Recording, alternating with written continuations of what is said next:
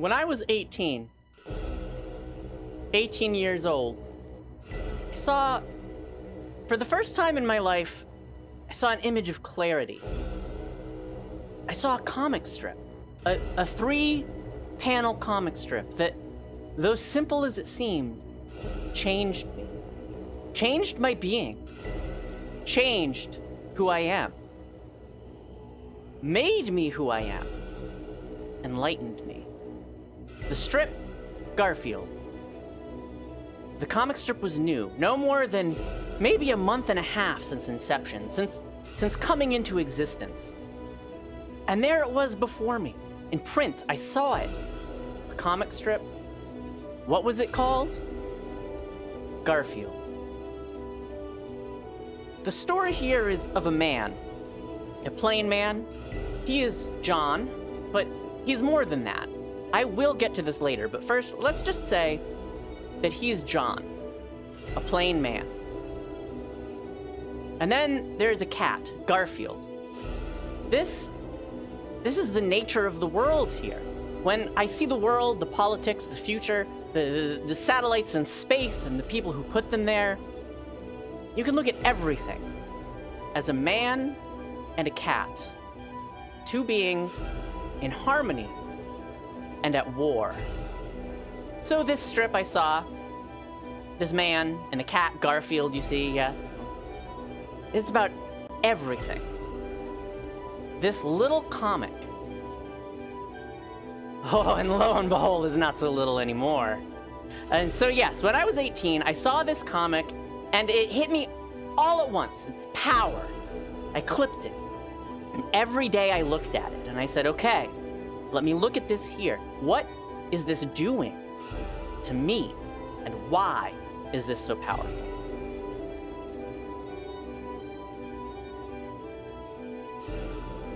John Arbuckle.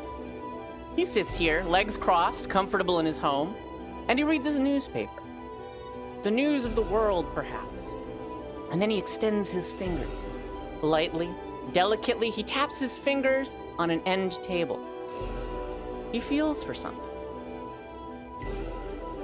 And then he looks up, slightly cockeyed, and he thinks his newspaper is in his lap now, and he thinks this. Now, where could my pipe be?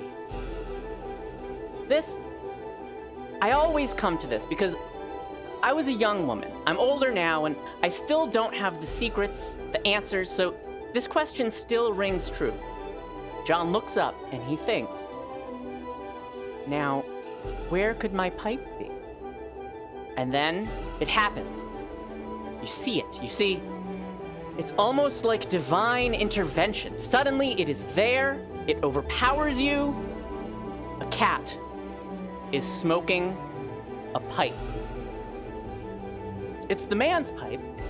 It's John's pipe. But the cat, this cat, Garfield, is smoking the pipe. And from afar, and someplace near, but not clear. Near, but not clear. The man calls out. John calls out. He is shocked. Garfield! He shouts. Garfield, the cat's name. But let's take a step back. Let us examine this from all sides, all perspectives. And when I first came across this comic strip, I was at my father's house. The newspaper had arrived, and I picked it up for him, and I brought it inside. I organized its sections for him, and then yet the comic strip section fell out from somewhere in the middle. It landed on the floor, and I picked up the paper, pages, and I saw somewhere near the top of this strip, just like John, I was wearing an aquamarine shirt. So I thought, interesting. I'll have to see this later. I snipped out the little comic and held on to it, and 5 days later, I re-examined it, and it gripped me. I needed to find out more about them. The information I had was minimal, but enough. An orange cat named Garfield. Okay, that seemed to be a linchpin of this whole operation, yes. Another clue. A signature in the bottom right corner. A man's name. Jim David. Yes, I'm onto it, to be sure. So, 1, Garfield, Orange Cat, and 2, Jim Davis, the creator of this cat, and that curiously plain man. I did not know at the time that his name was John. This strip, you see, had no mention of the man's name, and I'd never seen it before, but I had these clues: Jim Davis, Garfield, and then I saw more. I spotted the tiny copyright mark in the upper left corner. Copyright 1978 to... What's this? Copyright belongs to a Paws Incorporated? I used the local library and mail services to track down the information I was looking for. Jim Davis, a cartoonist, had created a comic strip about a cat, Garfield, and a man, John Arbuckle. Well, from that point on, I made sure I read the Garfield comic strips, though as I read each one, as each day passed, the strips seemed to resonate with me less and less. I sent letters to Paws Incorporated, long letters, pages upon pages, asking if Mr. Jim Davis could somehow publish just the one comic over and over again. It would be meditative, I wrote, the strength of it. Can you imagine? But no. No response. The strips lost their power, and eventually I stopped reading. But I didn't want my perceptions diluted, so I vowed to read the pipe strip over and over and over again. This is what I call it, the pipe strip. The pipe strip. Everything about it is perfect. I can only describe it as a miracle creation. Something came together. The elements aligned. It is like the comets, the cosmic orchestra that is up there over your head. The immense, enormous void is working all for one thing, to tell you one thing. Gas and rock and purity and nothing. I will say this, when I see the pipe strip, and I mean every single time I look at the lines, the colors, the shapes that make up the 3-panel comic, I see perfection. Do I find perfection in many things? Some things, I would say. Some things are perfect, and this is one of them. I can look at the little tuft of hair on John Arbuckle's head. It is the perfect shape. The purple pipe in Garfield's mouth. How could a mere mortal even make this? I have a theory about Jim Davis. After copious research, and yes, of course, now we have the internet and this information is all readily available, but Jim Davis, he used his life experiences to influence his comic. Like I mentioned before, none of this seems to have the weight of the pipe strip, but you have to wonder about a man who is able to even just once create the perfect form, a literally flawless execution of art. Brilliance. Just as in a ward, I think there's a spiritual element at work. I've seen my share of bad times, and when you have something, well, it's just emotions and neurons in your brain, but something tells you that it's just the truth. Truth's radiant light. Garfield the cat, neurons in my brain, it's harmony, you see? John and Garfield, it's truly harmony, like a continuous, looping, everlasting harmony. The lavender chair, the brown end table, the salmon-covered wall, the forest green carpeting. Garfield is hunched, perched, perhaps with a pipe stuck firmly between his jowls. His tail curls around. It's more than shapes too, because okay. Stay with me.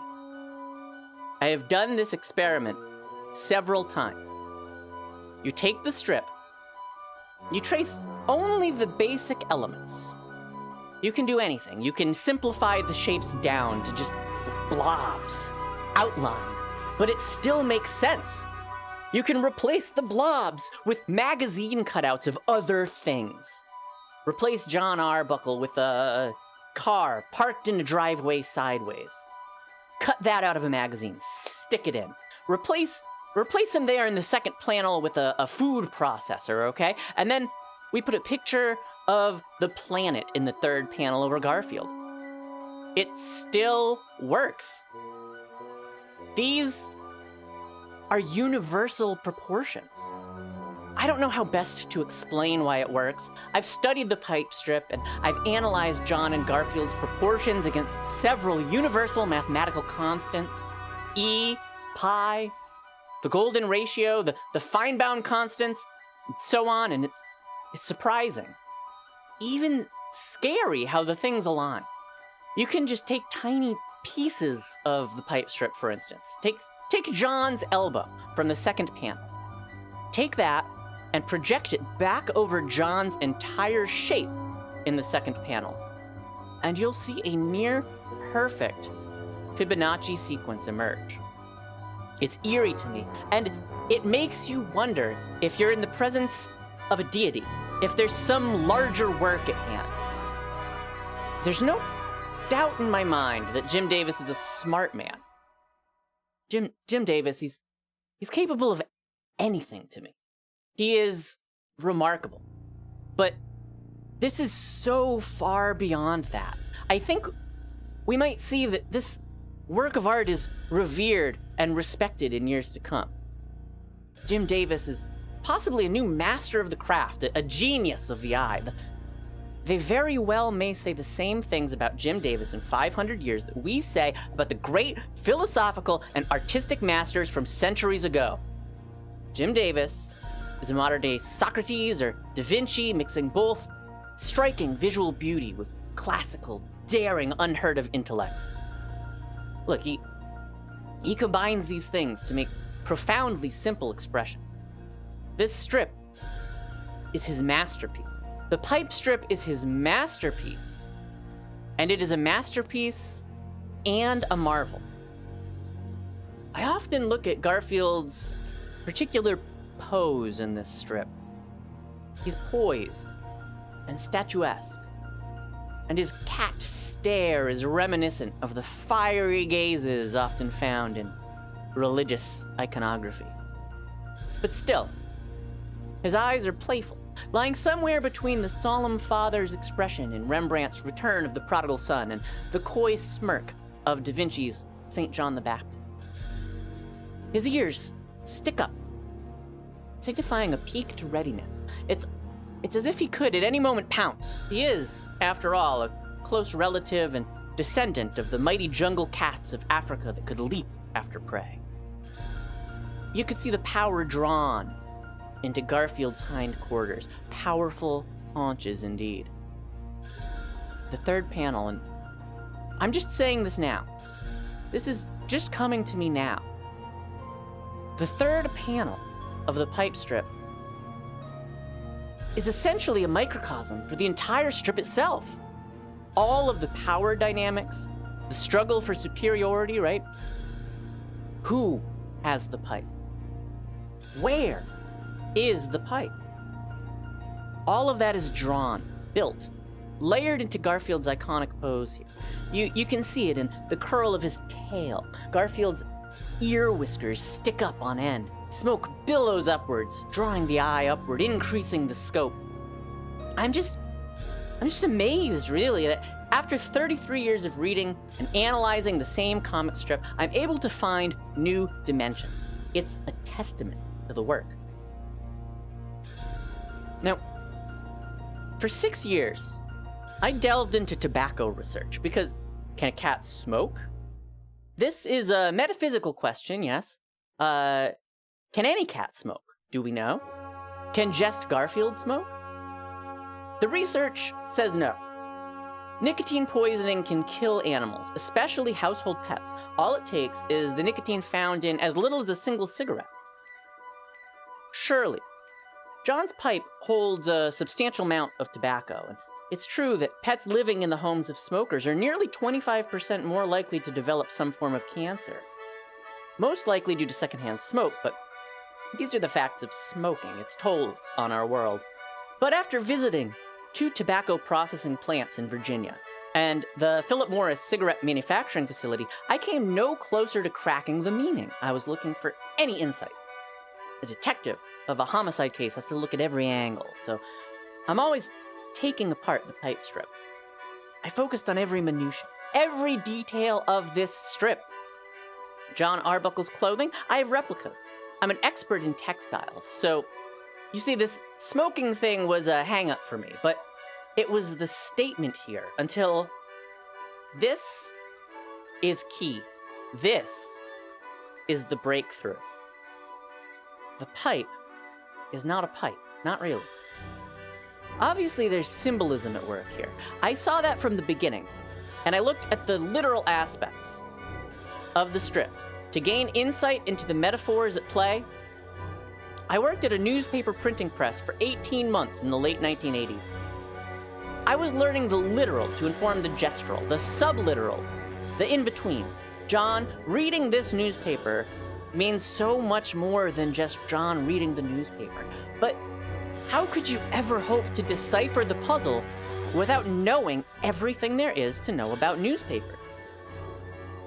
Okay, for example, John holds his paper he holds it up with his left hand.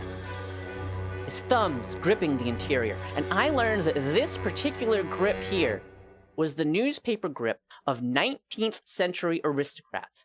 And this aristocrat grip was a point of contention that influenced the decision to move forward with prohibition in the United States in the early 20th century. So, John's hand position is much more than that. It's a comment on class war and the resulting reactionary culture. But I didn't know about the aristocratic newspaper grip until I came across some microfiche archives at the printing press. It's about information. You have to take it apart. And the breakthrough on the smoking cat, it came late, just 8 years ago, actually. Smoking cat is an industry term. It's what the smoking industry calls a tattletale teenager who tells on his friends after they've all tried smoking for the first time. And it actually it's a foreign translation, a bastardization of the term smoking rat. But the phrase was confused when secret documents went back and forth between China and America. And these documents, they're still secret, and the only reason that I know about the term is because I know a man, my friend. Let's call him Timothy. Yeah, it is a fake name for his protection, but anyway, Timothy worked for Philip Morris for 16 years, and he had seen the documents. And when he told me, it was an aha moment. And he said this, but how could this cartoonist, Jim Davis, know about this obscure term from the mid-70s used exclusively by a few cigarette companies? Now, this is still a mystery to me, but I connect the dots by noting Jim Davis's childhood experiences on a farm. He must have seen something. What could it be? Timothy went on to tell me that there was one particular smoking cat. A boy from, yes, Indiana. A boy named Ernie Barguckle, who became a thorn in the side of the tobacco companies for a couple of years. He did more than just tattle to his parents. He and his family took legal action, and they eventually received a huge settlement payout. But that name is too similar. Ernie Barguckle, John Arbuckle. Jim Davis must have used this. There's more here. Ernie Barguckle spent nearly half of that settlement money on experimental medical procedures to cure his impotence. He was impotent. So he was a cat. He was a smoking cat with a metaphorical pipe that did not work. Are you starting to see the layers here? This is exciting stuff. You start to get a whole picture here, and it informs the work. It's just remarkable. Jim Davis took these raw ideas, these pieces, and he transformed them into smart social commentary it's all so ravishingly beautiful. I've cried. I've cried and I've cried and I've cried. I've cried over this piece. It just gets in my soul. try to explain this to people, like, I have newspaper articles about Ernie Barguckle. People have fought me on this. They don't see it, or they're closed-minded. How could a comic strip about a cat smoking a pipe mean anything more than that? But it is more. And when I feel spiritual or I start to think existentially, I still see this comic. Here's something from 1981 that I wrote in thinking about the implications of this strip. This is just an excerpt here. There's more before and after, but this part is the essence to me. If a comic about a cat smoking a pipe can be the only thing in the universe, then maybe this is the strongest evidence for that.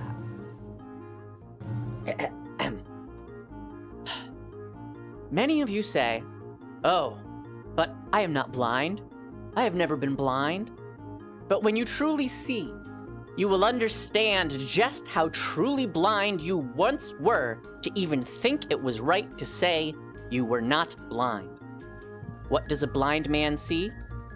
Blackness? Darkness? Blankness? Blank darkness? Dark blankness? The absence of things, quite literally? No thing? No things? Nothing? So you see, nothing. And I bring you into the light. A cat has your pipe. You've been blind. Do you understand this? The cat has your pipe. You can't immerse yourself fully.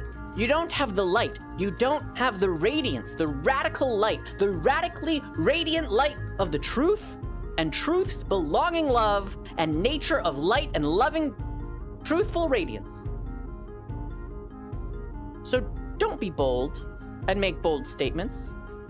I know of you. The cat has your pipe. The cat has your pipe. Remember that. That writing, it's kind of rough. Kind of an early 80s feel, and I see that, but I'm still proud of it. Sometimes I imagine that it's an editorial column in the newspaper that John Arbuckle is reading. It's an exercise in recursion. It's like a vortex opens up. It's like you can hold two mirrors up to each other. One is reality, and the other is a cartoon strip. Let's see here. Yes. I must bring this up because I think surely Jim Davis is again speaking on multiple levels by including the details set before us in the comic.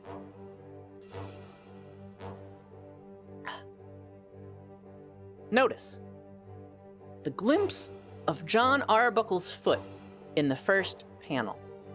The size of the shoe would indicate that maybe the man just has small feet, but a deeper investigation takes us to the foot-binding rituals of certain Asian cultures, inflicted usually on women for the desires of men. This practice, it was incredibly painful and crippling. Aha!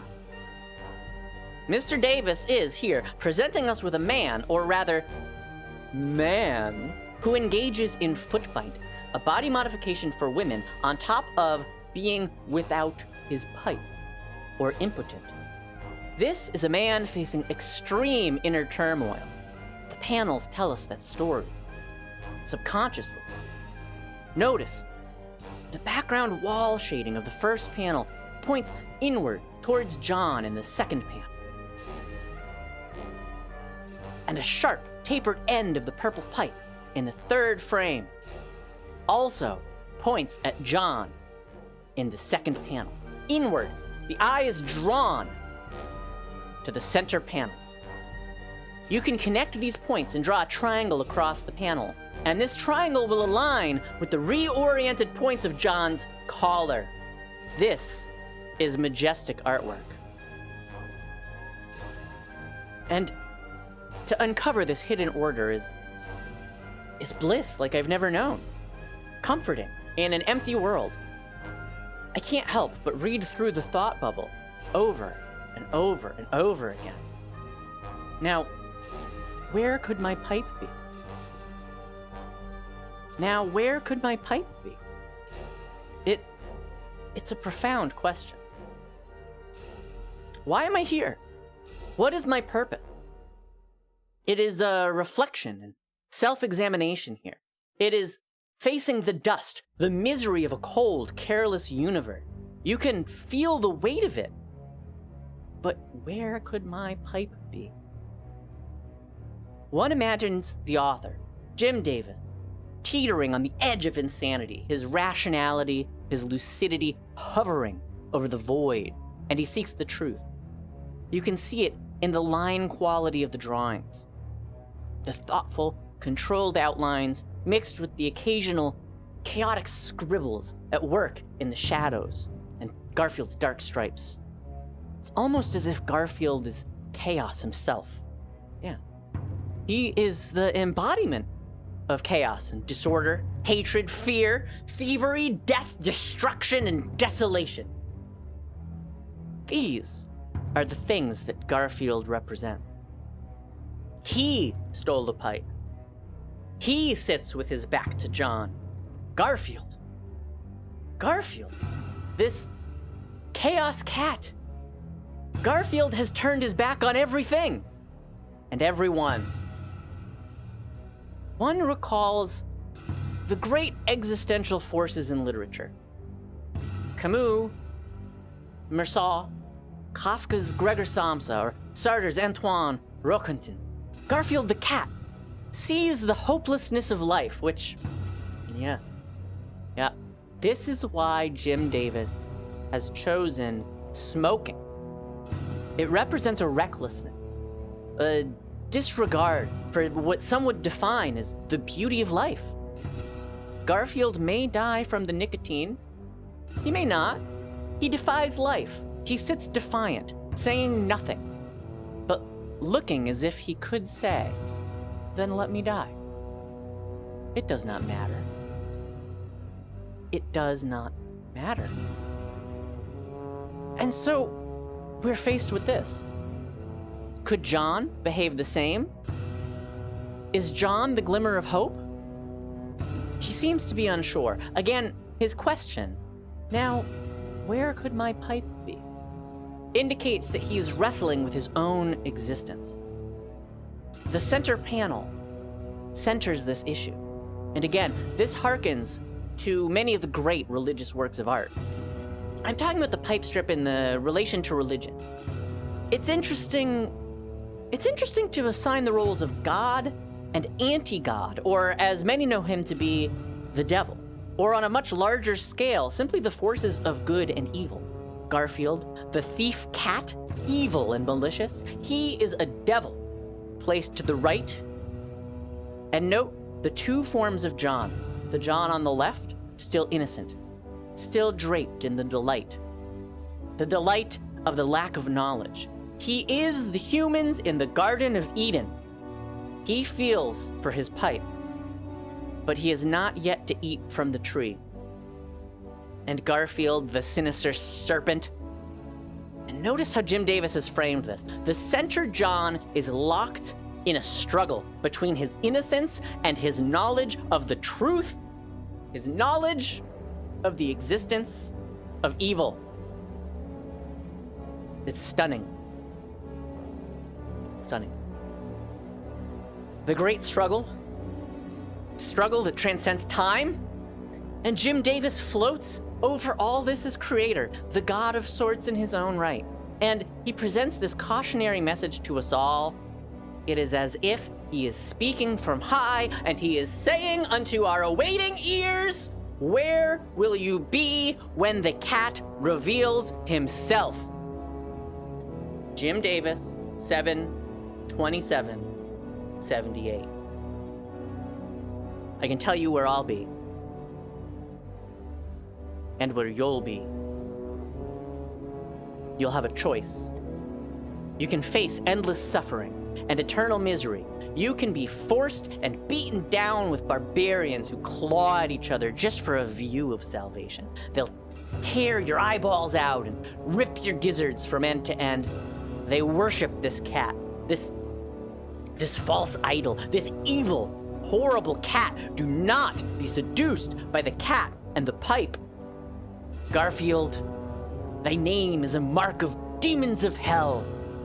Something like this. And to those listening, it is a stark reminder to follow the path of the first panel, John. Be humble. Be grateful. Honor the law and honor thyself. Be true and be good, and no harm will come to you. Pray for salvation, and it will be granted unto you. Be like John Arbuckle as he lowers his head. Be like John Arbuckle as he lowers his paper. As he turns his head, bow with John Arbuckle, and praise unto the Creator Jim Davis, and banish Demon Garfield from your life. So, what is all this? What am I saying? What does this all mean? Why is this one strip so important to me? And why do I feel the need to share this? Obligation. I have an obligation to you all. This is a redemption. This is a belief in redemption. A sacrifice of all the obvious trackings of this false modern life. Look at the simplicity in this strip, in the pipe strip.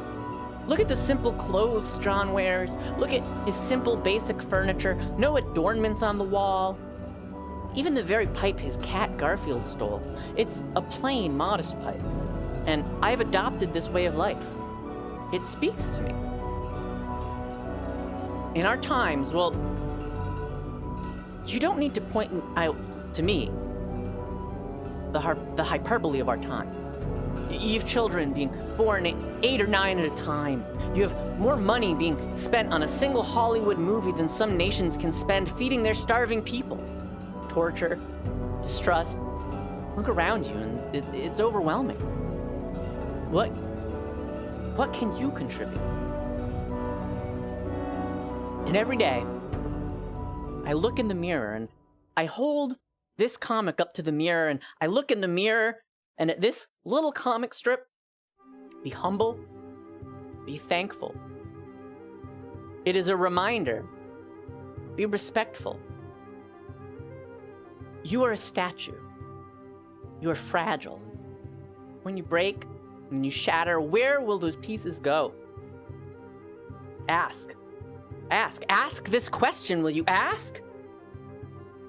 Humankind is only as great as you, the individual. It begins and ends with you.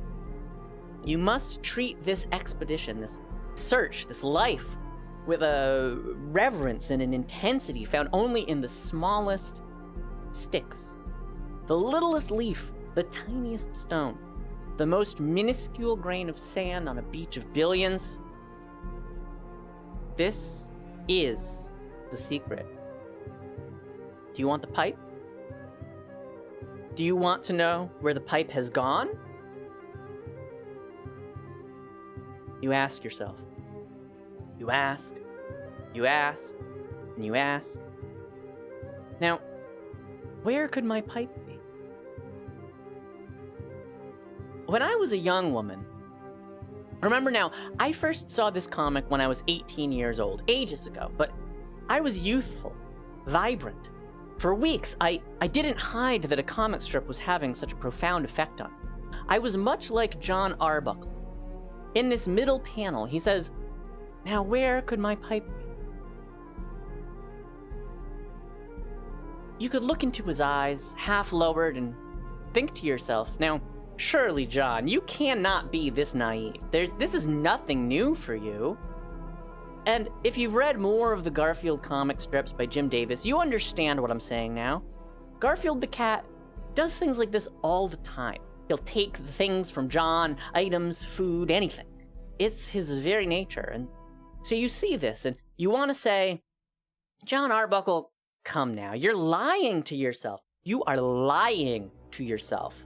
And to all of us, if you pretend to have not any idea of where your pipe has gone, perhaps you think you've left it somewhere else, but you're not so forgetful. You're lying to yourself. Huh. Yep. You're lying to yourself, John Arbuckle. You know that Garfield has the pipe. Somewhere deep down, you know this. You don't even need to think the question. And that was me when I saw the strip. 1 week passed, and each morning I'd open my drawer and I'd slam it shut again. I would go to look at the comic, but I'd pause and I'd think, no, I don't need this comic. I don't need to look at it. But there I was, lying to myself. I did need to see it. And so I did. It's cathartic. You give in. And that is the transition from the second panel of life to the third panel of life. It is a simple story structure. The passage from the second act to the third, the twilight of things. John gives in to his suspicions. He knows the truth. He's always known the truth. And he yells out, "Garfield! Garfield! Garfield!" It's like pressure from a steam valve being released. The buildup is unbearable, and then psh, it's gone. So, it's like this. When I speak about the truth, the light, the radiance, this is the kind of thing I'm talking about. This is the essence of this brilliant work of art, the practical mixing, meeting, agreeing with the spiritual. It's all here. But spirituality is not an easy thing to confront. You might find yourself able to wrap your mind around a simple math problem or a basic newspaper article, but intellect is much less subjective. What is spirituality? And how have I found spiritual peace and serenity in Garfield? Well, a long time ago, after I had encountered the pipe strip, I spent some time, as I mentioned before, soul searching. When something impacts you or alters your very perception greatly, there's a long period of confusion, almost like a recovery time. It's as if you don't know who you are, and that can be a very scary prospect, especially if you thought you had a good grasp of this sort of thing. Imagine if Jim Davis did not know who he was. Would he be capable of shaping the cultural landscape as he's done? No, of course he wouldn't. And how about his characters? John? What if Jim Davis suddenly woke up and didn't know who John was? What if he couldn't make the informed decisions to accurately depict Garfield's personality because he could no longer specify or demarcate the boundaries of Garfield's behavior? What kind of comic would that be? You see? So draw the parallel. I saw this comic, and yes, I was disoriented, and if I didn't reconcile this issue with myself, what kind of person would I be? Undoubtedly, dire circumstances, but remember, this was not a math problem. This was not an article. This was not something I could just figure out. And as skeptical as I was, I realized that faith and spirituality were avenues that required exploring. At first, I tried long nights just reading Garfield by candlelight or aromatic meditation settings while thinking of Garfield, but nothing snapped, nothing clicked. I still felt lost, but I kept it up. I hired a shaman and a young personal yogi, Sikh guru, Avram Dab Singh Sahib. I pushed and pushed, determined to find myself, and then a miracle happened. Upon retrieving my morning paper to clip the Garfield comic, I noticed a young girl selling lemonade 2 houses down. She sat, occupied at her stand. She had no customers in sight. So I approached, and I saw that she was coloring. I looked at her drawing. 3 rectangular boxes. A man in a blue shirt, an orange cap. I knew what this was. Even in her crude scribbles, I knew exactly what this was. She was drawing a Garfield comic. I looked at her words, and I saw that in her strip, John asked Garfield to retrieve a newspaper. Funny, I thought, since I'd just done that with myself. Garfield is sarcastic, but he agrees to. He returns, and he calls John Sahib. John exclaims that the paper's all chewed up, but then Garfield says, and I quote, "Sahib asks fish, paper is wet. Sahib asks cat, paper is holy." I remembered the words. I ran back to my house and I thought, how odd that Sahib shows up in the strip and my spiritual advisor's name is Avram Dab Singh Sahib. Coincidentally, but nonetheless, I spent the next 16 hours poring through my clipped Garfield comics, looking for this strip, the strip that this young girl had been coloring, and I couldn't find it. I eventually fell asleep right there on my kitchen table. Next morning, I retrieved my paper again, and I clipped the Garfield comic. The date was July 12th, 1983, and there it was! The Sahib strip in all its glory. The girl had been drawing the next day's strip. So I ran right out of my house. I ran back to where she was, but she was gone, and in place of the lemonade stand was a for sale sign. They'd moved out. I rushed back to my house to call Avram, but I was informed he'd moved away as well. I reeled for several hours. And then it all connected for me. It was meant to be. It was meant to be this way. Jim Davis, John, Garfield, it was always meant to be this way for me.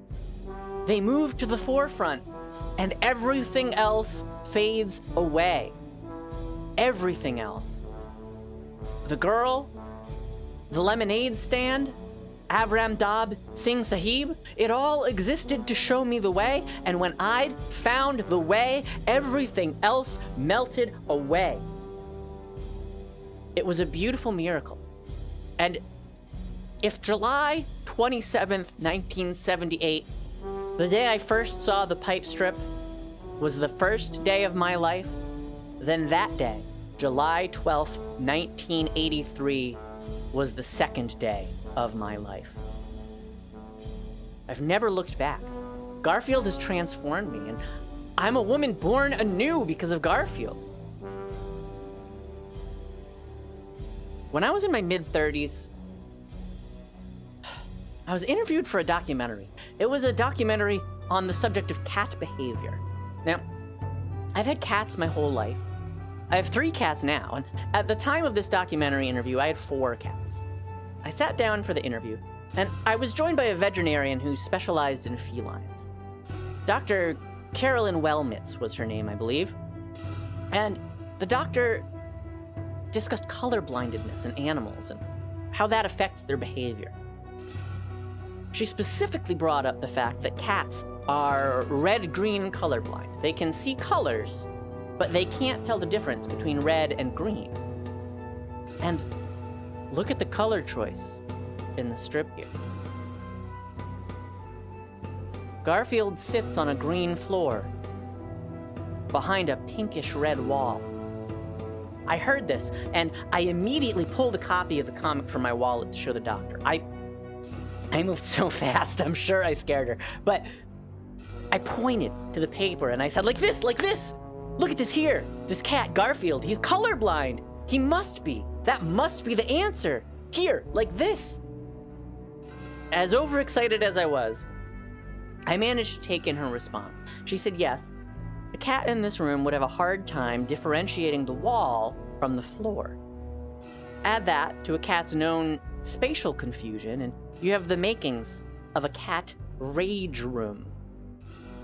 Now, she's informed me that this isn't exactly common knowledge among cat owners, but as a seasoned cat owner, or maybe someone particularly perceptive will have picked up on it. So what's incredible here is not only is Garfield's behavior symbolic of the devil, and all the evil constructs in the world, but also it is rooted in science and scientific fact. And look at that. You cannot spell fact without cat. Just a little joke. Just a little wordplay, but getting back on track. And you can't spell track without cat. Okay.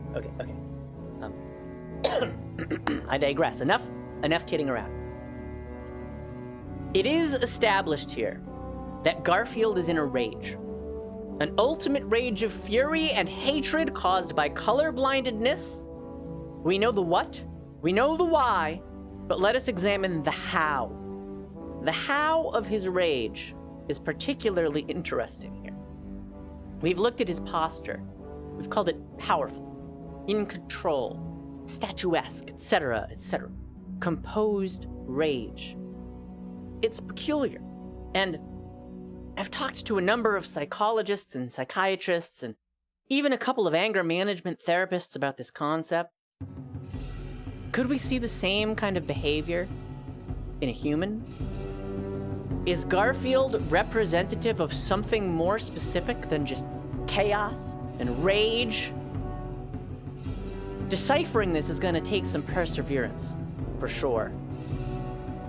The psychologists, they pointed to a phenomenon in humans, and yes, I believe one of the anger management counselors brought it up as well. The idea that people oftentimes will bottle their rage. Garfield the cat here, he could be bottling his anger inside, shoving it deep down into his cat gut to ignore and deal with it at a later time. That's not exactly right.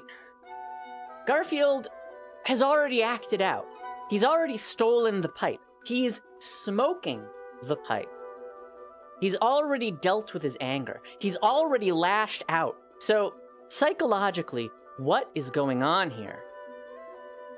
What is this cat doing, and how does it impact his owner, John Arbuckle, psychologically? Well, Garfield is angry. He's acting on his anger, but is this passive anger or aggressive anger? Passive. It is passive because if Garfield had a problem with John specifically, he's choosing a passive way of dealing with that problem. He's not confronted John and said, "John, I have a problem with the way you've decorated this room.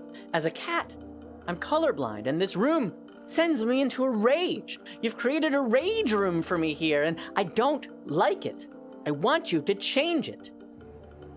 Instead of that confrontational approach, Garfield has chosen to steal John's pipe, and that, in turn, angers John. But John decides to be aggressively angry and yell at Garfield. So now, instead of a calm conversation between two respectful parties, you have two heated, angry individuals, each with a problem and no direct line to solving it.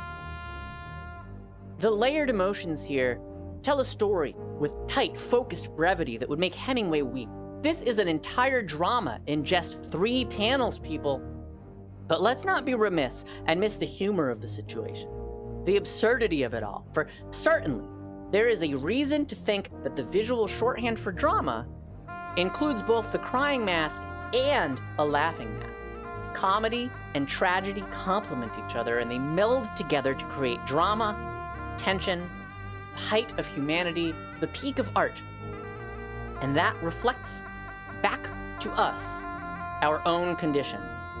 And here, in its basest form, we can laugh at this comic. Yes, comic, in which a cat smokes a pipe. When is the last time you've seen such a thing in your life? Never, I presume. I certainly never have. The Greek muse Thalia's presence is strong in this work of art here. Comedy. It is comedy. And if you look at the structure again, you'll see this perfect form of thirds works magically for the transmission of, yes, a joke. The joke is as old as time. Even cavemen told jokes, and the joke here is that John has lost his pipe. Or he thinks he has, but lo and behold, it is the cat, Garfield, who has the pipe. Surprise, surprise! The cat is smoking. Again, the transition from setup to punchline takes place between the second and third panels, but make no mistake, the comic is more than just a comic. Yes, it is funny, of course, but it's operating at the height of sophisticated humor on par with any of Shakespeare's piercing wit. On the one hand, Garfield the comic, with John the man, humor as art.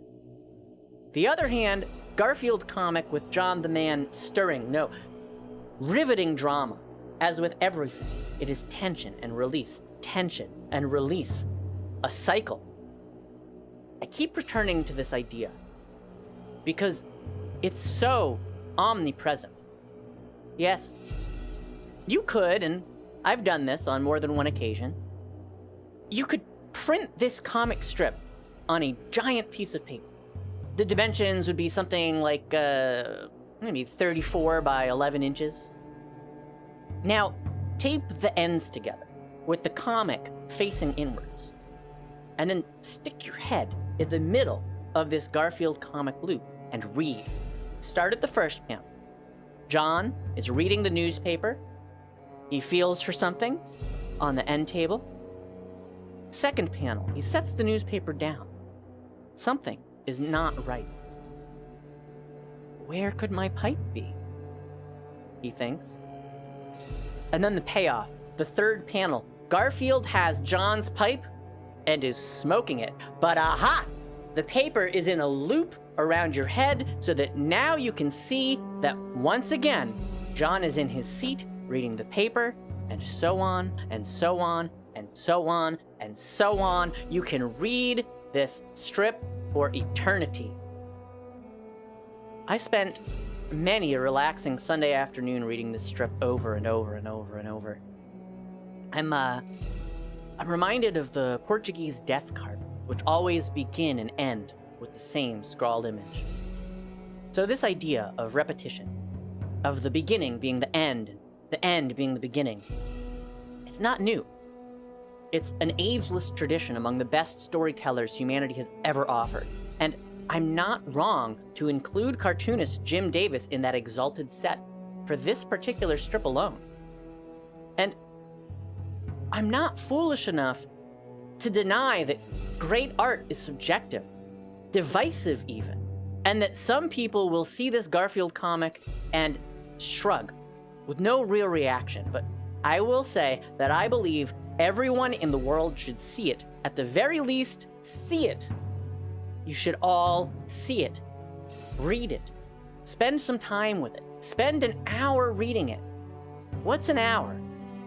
Yes, you could watch some television program. You could play some fast-paced video games or computer games. Yes, you could do all these things. But it's just an hour.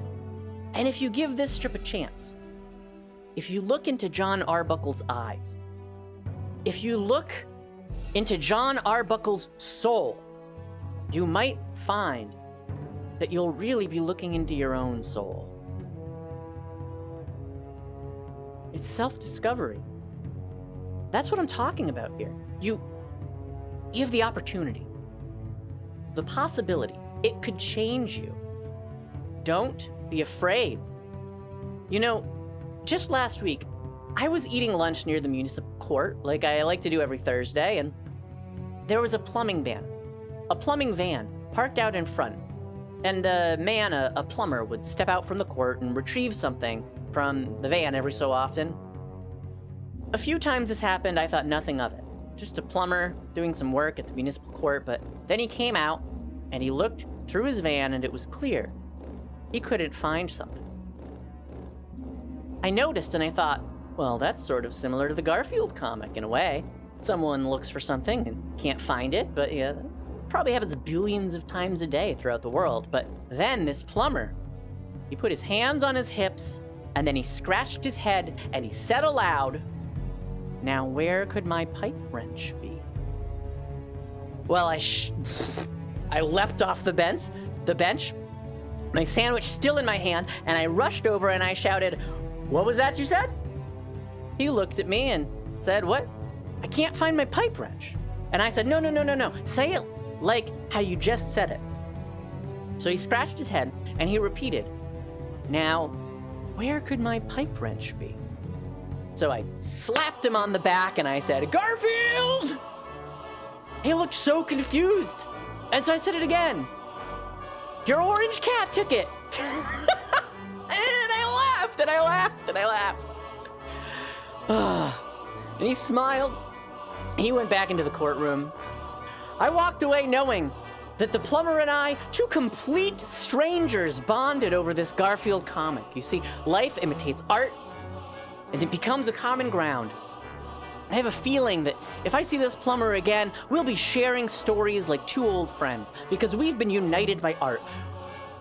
We'll have a common love for Jim Davis and his characters, his writing, the humor, the drama, that rascal Garfield the cat. And by the way, if you're wondering what I was having for lunch that day, it was a ham sandwich with an apple and potato chips in a bag. I had a soda as well. I think it's important to view the pipe strip in philosophical terms. We've touched briefly on this notion of existentialism. The theme is very prevalent in this strip. Garfield is, in fact, a modern existential anti-hero. But if Garfield embodies the bewilderment in a meaningless life, what is John? What are the telltale signs that inform John's philosophical standpoint, his approach? What style of thinking he represents? John is depicted as being grounded in the material world, a world of things. He's surrounded by objects, and he touches these objects, he interacts with them, the newspaper, the end table, the chair, his clothes, all these physical things make up John's world. In some sense, even his cat Garfield is an object to him, a thing. The first ideology that comes to mind when thinking of objects in the tangible world is pragmatism. Is John Arbuckle a pragmatist? His beliefs stem from a useful, coherent view of his environment. A sort of cause and effect of understanding of his world helps him. A, deduce that his pipe is missing, and B, catch his cat Garfield using the pipe. This kind of empirical and logical thinking lends credence to the idea that John is indeed a pragmatist, although it's hard to entirely ignore the rest of the Garfield comic canon.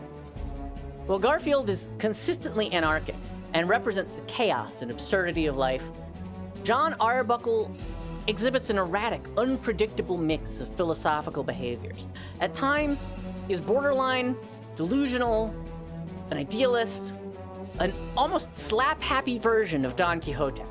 Other moments, he's rigid, nearly to the point of being obsessive, somewhat like a structuralist, and certainly, he's got streaks of sarcasm and negativity that might classify him as a skeptic, but isn't there some universal truth in this approach? How can any one man, how can John Arbuckle be just one thing? How can any of us be just one thing? We're all an amalgamation of ideas, of emotion, conducts and function, thoughts and feelings. John Arbuckle may very well inhabit tenets of nearly every major philosophical tract known to man. We all might. Characters are reduced to make them recognizable. A definable story, a story needs a good guy and a story needs a bad guy, but rarely is one person defined in such black and white terms. Even Garfield, with all his bad behavior, his Machiavellian motivation, and general ne'er-do-well attitude, can be kind and thoughtful. You just have to find that rare strip. Speaking philosophically about the entire Garfield franchise, it's an incredibly accurate depiction of life. Its bold lines and bright colors, they're merely a facade, a red herring, a lie. This cartoon is not a cartoon at all. It is not a caricature. It is not a caricature despite adopting caricature as its visual style and tone.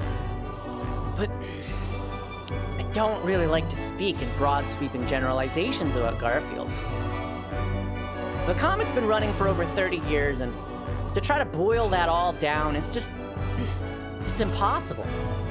I think about the only way that any historian worth his salt will agree with me is to look at individual moments, isolated incidents, single comic strips. Can I discuss this one strip in the context of the entire run of Garfield? Yes, I do just that. As a film historian might analyze one movie in relation to the history of all movies, or a war enthusiast might look at a single battle's impact on an entire war. The pipe strip is just an instance in the lives of John and Garfield.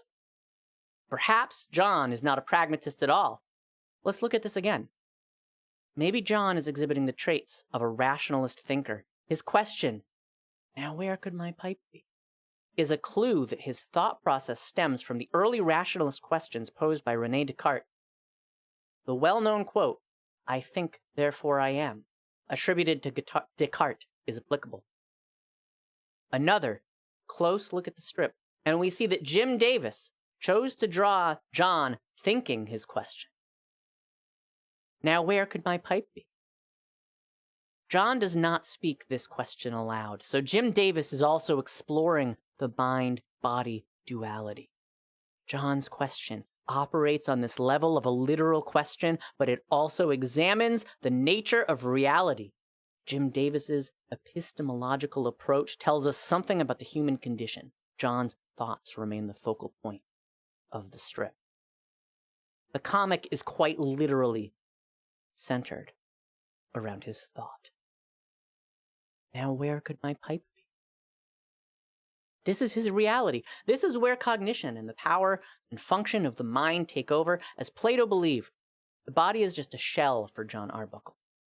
Yes, he can use his physical body to read the paper or cross his legs, but these inputs of touch, sight, hearing, etc., these senses are the triggers of the mind, as we see here. The mind is something greater. It is the originator of ideas, and ideas are forever immortal. Immortality through thought, a major theme in literature and philosophy. And isn't that what Mr. Jim Davis himself has achieved? Will he live forever? The universe will continue to spread and spread outward, and entropy will turn a chaotic infinity into a homogeneous, controlled system. This will take billions of years, and in that time, humans will push technology to heights we can't imagine today. We'll explore and inhabit space and occupy more and more of the universe, just as time allowed our ancestors to multiply in numbers, populate more and more of the earth. And as the specific people come and go, their physical bodies will be born and grow and die, but their thoughts will remain forever. And Jim Davis's comics, his glorious Garfield comics, are recorded ideas of his that will still be here. Even when the earth is no longer inhabitable, and humanity has long since moved away to bigger planets, they'll carry with them a record we all keep, mark my word. And look at what we've started. What is the internet? What is the online world if not a record? Never-ending feed of ideas, immortal ideas forever placed in the ether of dualism. What is an idea? Where does it live? How does it manifest itself? Can it live forever? Will it live forever outside the physical husks of our bodies? And John Arbuckle and Garfield, they started as merely as thoughts, but they've become so much more. That old cliche rings true. They've taken on a life of their own, and life, it may not be what we think. Life brings to mind a beating heart, breathing lungs, blinking eyes, but the real life is in our imaginations. And who better embodies the idea of imagination if not a simple man, a cartoonist who puts his ideas to paper so that they may live on, so that our children and our children's children and their children's children's children can access the wealth of ideas that have accumulated thus far. They'll plug themselves into an information grid and they'll have access. They will read every Garfield comic. 80,000 years from now, a child will see a simple John Arbuckle reading a newspaper. He'll feel around for something, but that something is not there. He will lift his head and think, now where could my pipe be? And Garfield will be smoking the pipe. And John will yell, Garfield! And what then, 80,000 years from now? The child reading this comic will smile, and that smile will transcend space and time and the physical limitations of this existence, whatever they may be, however many dimensions exist. There will always be Garfield, and there will always be its creator, Jim Davis.